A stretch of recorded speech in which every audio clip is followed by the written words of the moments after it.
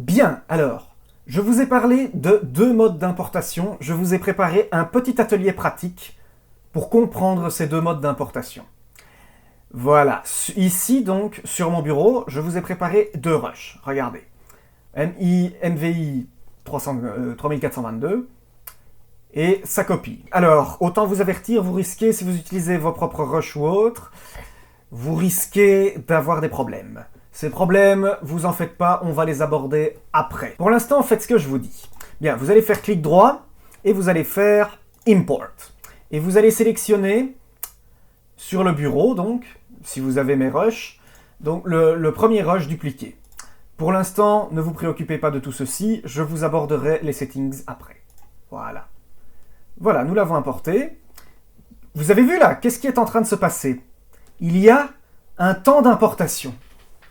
Ah, ok. On doit attendre vraisemblablement que David fasse quelque chose qui impose un temps d'attente de cette action. Bien. Alors regardez, ici maintenant, là dans mon bin, voilà, j'ai MVI 3422. Toutes les informations que vous avez ici, je vais les aborder dans la partie des rushages. En attendant, voilà, vous avez vraiment votre fichier qui est là. Comme vous voyez, double-cliquez dessus, ça s'ouvre. Tu peux regarder. Il y a un problème, mais je vous en parlerai après. Et d'ailleurs, oui, si les gens qui connaissent l'étalonnage me regardent, ils se disent « Mais il est fou ou quoi? Il a vu son image ?» Oui. Action. Je vous parle de ça juste après. Voilà, vous voyez, c'est accepté dans le logiciel. Bien, maintenant nous allons faire autre chose afin que vous compreniez vraiment bien les deux différences d'importation. Vous allez faire ceci, File, et vous allez faire Amalink. Et vous allez prendre sa copie. Et vous allez faire Open. Regardez. Ah, tiens, c'est bizarre ça. Il n'y a pas eu de temps d'importation. Vous avez vu? Il apparaît là. Ah, il y a quelque chose de différent. On voit qu'il y a un icône ici. Et à part ça, il me semble que c'est bien le rush qui a été importé. Qu'est-ce qui s'est passé? Eh bien, regardez. Il marche. Quelle est la différence entre ces deux principes-là? Je vous fais cet atelier pratique justement pour que vous compreniez bien l'ingestion, le pointage, c'est capital à comprendre dans le montage. Regardez maintenant qu'est-ce qui se passe si je fais ceci. Notre MVI 3422, je vais le virer. Pop, corbeille. Et vous savez quoi, je vais même vider la corbeille. Oh, qu'est-ce que ça change ici? Attendez. Qu'est-ce que ça change ici?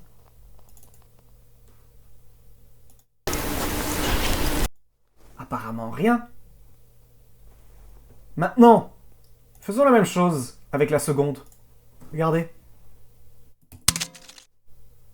Et si je vide la corbeille? Ah, impossible d'effectuer l'opération car l'élément MVI 3422 copie est utilisé. Tiens, qu'est-ce qui se passe maintenant si je reviens sur les Media Composer et que...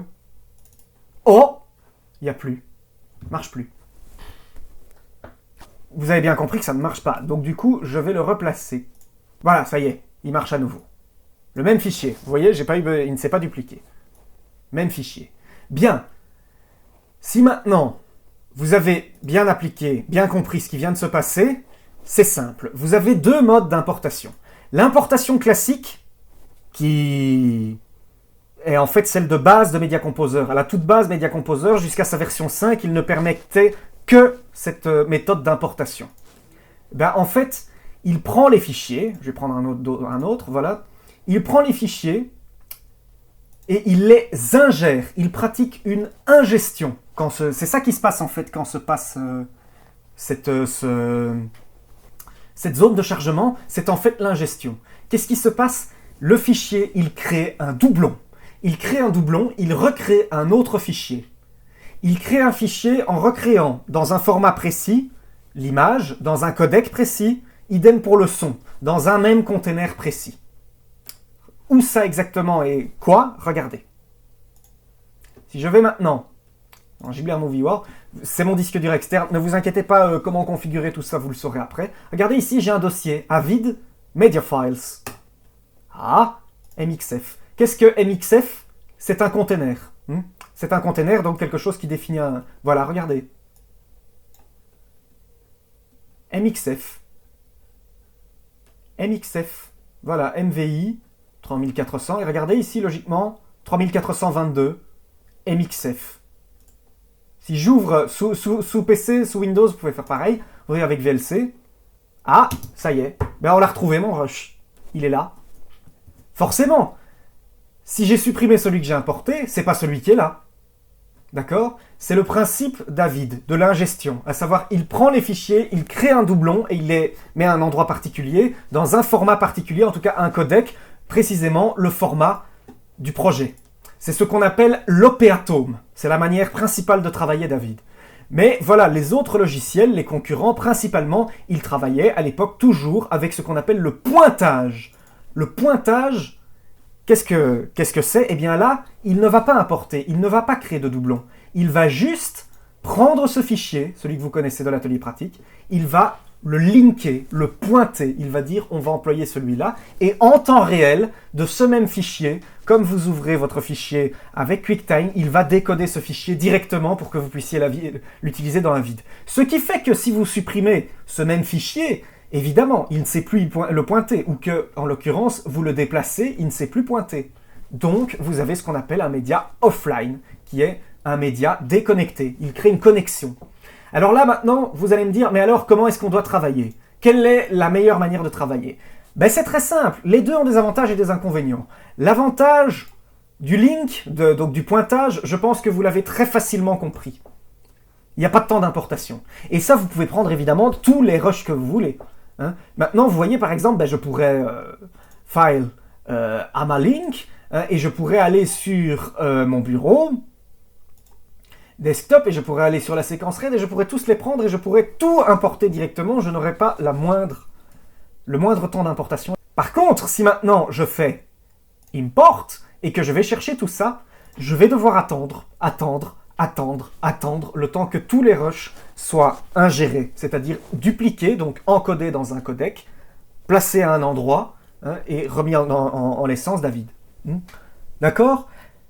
Alors, maintenant, vous vous posez la question, mais donc du coup, quel intérêt de travailler dans cette méthode d'importation qui est l'ingestion? En fait, imaginez que les rushs là que vous allez employer en AMA, hein, AMA c'est en fait Avid Media Access, c'est ce qui permet le pointage.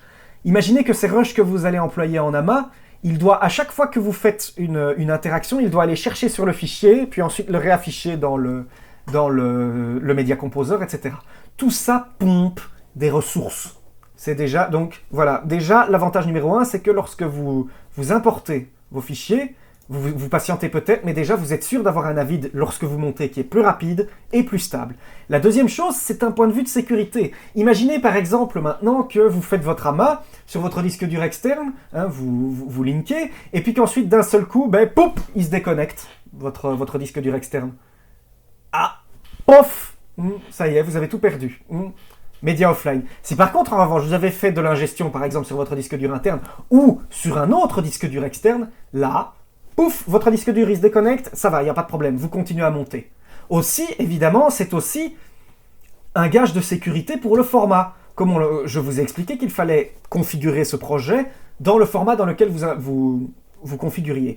Avid ne supporte que certains codecs. Si nous utilisons le pointage, donc l'AMA, Avid ne peut travailler que dans le codec de vos rushs de base. Alors que si par contre vous importez, Avid le transcode dans un codec particulier. Lequel, ça, nous allons voir. Après, donc du coup, vous êtes sûr d'avoir un Avid qui fonctionne convenablement. Moi, la seule chose que j'ai à vous dire et que je vous conseille, vous n'êtes pas obligé de faire comme moi, hein, bien entendu, vous pouvez totalement saper mon autorité, c'est vous qui voyez, mais moi, je vous le recommande plutôt ici aussi pour notre formation, travaillez plutôt en importation. Je sais que c'est chiant, donc en ingestion, je sais que c'est chiant d'importer les formats, mais croyez-moi, c'est beaucoup plus sûr.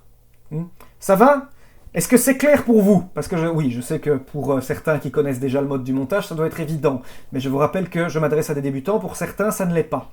Donc maintenant, j'aimerais que ce soit clair pour tout le monde. Si ça ne l'est pas, vous me laissez des commentaires. On passe maintenant aux settings, à une partie bien chiante, mais obligatoire, les settings d'importation. A tout de suite.